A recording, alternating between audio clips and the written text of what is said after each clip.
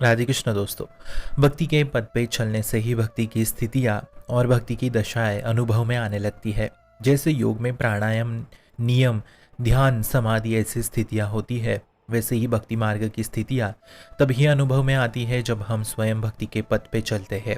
स्वयं भगवान कह रहे हैं कि सभी योगियों में भक्ति योग सर्वश्रेष्ठ है, क्योंकि भक्ति योग में साधक निरंतर समाधि में रह सकता है, पर वो गृहस्थ होके भी। परंतु दूसरे योगों में आप जब तक ध्यान में हो तभी तक समाधि का अनुभव होता है, जो बहुत ही थोड़े काल तक रहता है। यदि ध्यान सद गया तो, नहीं तो वो भी नहीं हो पाता। इसलिए भगवान स्वयं पुराणों में कह रहे हैं कि भक्ति योग मुझे अतिशय अत्यंत प्रिय है, क्योंकि मैं प्रेम और भावरस से ही रिझता हूँ तथा संपूर्ण गीता भक्ति योग के इर्द गिर्द ही घूम रही है। ठाकुर जी अर्जुन को मेरी आराधना और मेरा चिंतन ही तेरा एकमात्र कर्म है, यह स्पष्ट रूप से चौथे अध्याय में कहा गया है। ध्यान के द्वारा समाधि बहुत ही कम समय के लिए रहती है, परंतु भक्ति को जो समाधि प्राप्त होती है वो चलता फिरता, बोलता, खाता, पीता, नाचता, सोता, जागता हर समय भक्त समाधि में रहता है। परंतु वही दूसरे योग में ध्यान में बैठा है तो ही समाधि है, परंतु यहाँ नाच रहा है तो समाधि है, गा रहा है तो समाधि है। यही भक्ति की परिपूर्ण स्थिति है। भक्त हर स्थिति में समाधि में रह सकता है और भक्ति योग स्वयं भगवान ही प्रदान करते हैं। हमसे भगवान स्मरण भी वही करवाते हैं। ते सांसद तदि युक्त नाम भजताम प्रीति पूर्वकम तदानि बुद्धि योगम तम ये न माम प्रयाणति ते। अर्थात भगवान ही बुद्धि योग प्रदान करते हैं। स्वयं भगवान आके बुद्धि में बैठ जाते हैं। हर स्थिति में वो परमानंद की स्थिति में रहता है।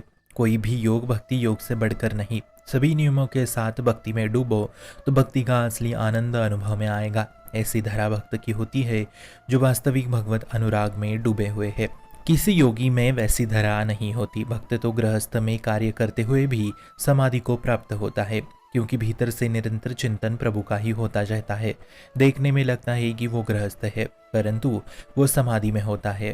कोई संसार से विरक्त समाधि में है तो लगता है वो त्यागी है, परंतु कोई गृहस्थ में रह के प्रिया प्रीतम के रूप भजन सेवा में मग्न है तथा किंचन मात्र किसी भाग में वो नहीं है, तो उसको कौन कहेगा त्यागी। लेकिन असली त्यागी वो ही होता है, समस्त भोगों में रहता हुआ, भोग की आकांक्षा ही नहीं तथा निरंतर प्रभु के चिंतन में रहता है। इसी की उच्च कोटि की समाधि होती है। ऐसा श्री स्वामी हरिदास जी कह रहे हैं कि ऐसी उच्च कोटि की समाधि प्रेम समाधि है, क्योंकि प्रेम सदा बढ़ता रहता है, उसमें घटना होता नहीं। जितना भी होता है वो उस प्रेम रस में डूबता चला जाता है। अनंत समुद्र है प्रेम, तो ये प्रेम प्रभु के प्रति भक्ति से ही प्राप्त होता है। इसलिए कोशिश करी कि प्रीतम ही प्यारे लगने लगे। कोई दूसरे अन्य योग की क्रिया में फंसने की आवश्यकता नहीं है मित्रों।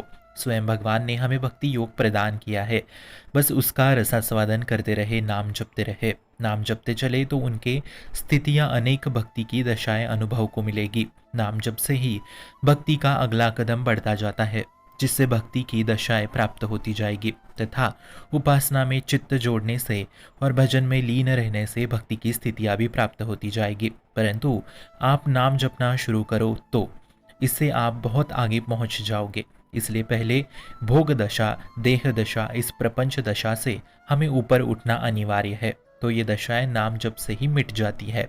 ऐसी नाम जप की वृत्ति बढ़ाओ कि एक क्षण भी हमसे प्रभु का विस्मरण ना होवे तथा शरीर का विस्मरण हो जाए, तब समाधि अपने आप आपके भीतर विराजित होगी। गृहस्थ होके भी समाधि के लिए ध्यान की आवश्यकता नहीं है, बल्कि खूब नाम जप की आवश्यकता है। इसलिए खूब भगवान नाम जप करे।